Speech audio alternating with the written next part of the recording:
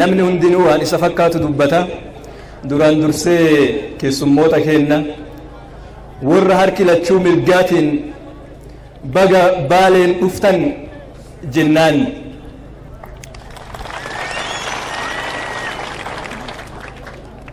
indagannu asgeenullee garuu waan keessa dabrine qabsoon urgeeffatan tuni garuu laaftuutti margine keenya silaa laaftuudha nuti maal argine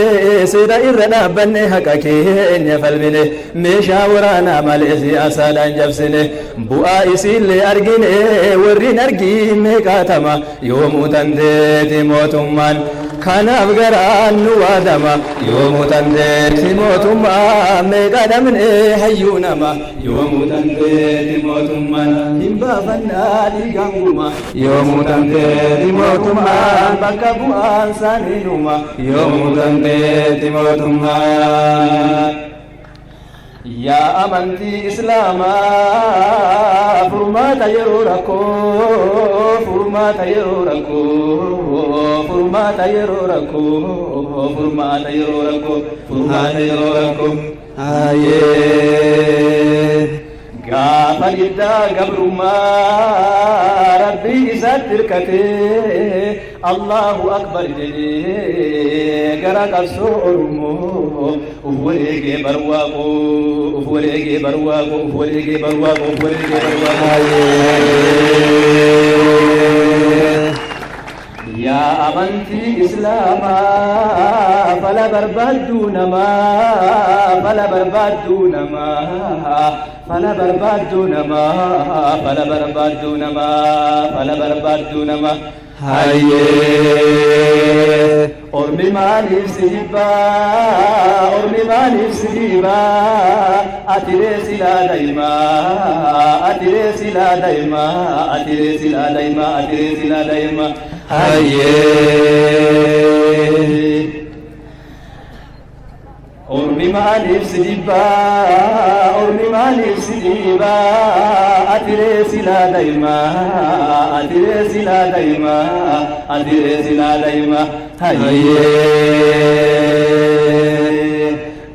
jabaannee si tikfannaa tokkomnee si timsannaa kinniisillee wal gahee daraaraallee urgaa namna kiisa baafuudhaaf warraaqu kophaa deemu kanaaf inni karaa maqoo amri rabbii guddaa goofticha haaliqoo ol taasisuuf deemaa kama bakka darbu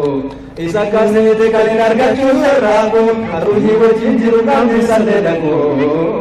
namni yaadni wajjin jiru karaa maqoo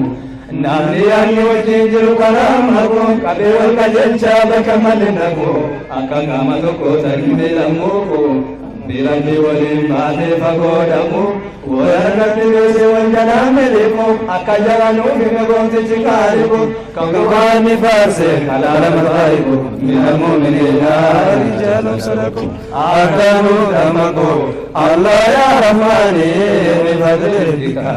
yaa khayral kawni maana obbolummaa mana wallaallee maana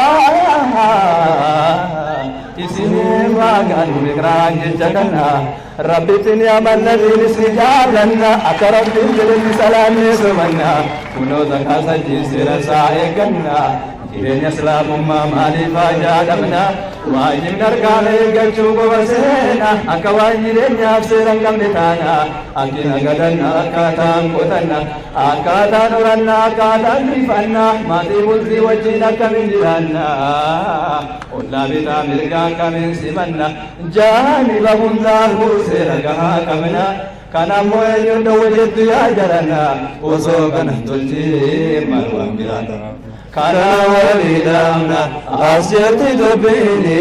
بفضل رزقك يا خير الكون تكبير تكبير الله الله يا عمري اللي راحت أحلامها